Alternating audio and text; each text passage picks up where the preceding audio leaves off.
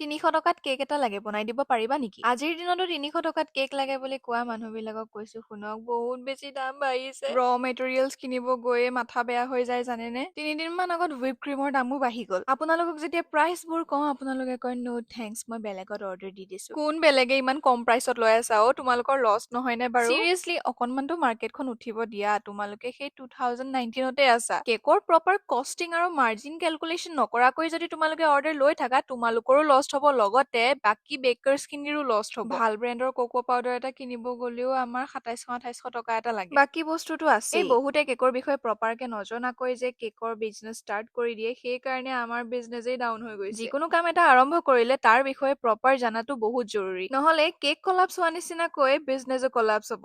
বাৰু বুজাওতে বুজাওতে cake ready হৈ গ'ল। আপোনালোকৰ কেনেকুৱা লাগিছে কমেন্ট কৰিবলৈ নাপাহৰিব। আৰু আপোনালোকে যদি এনেকুৱা কেক শিকিব বিচাৰে তেন্তে মোৰ তাত ৱৰ্কশ্বপ হৈয়ে থাকে।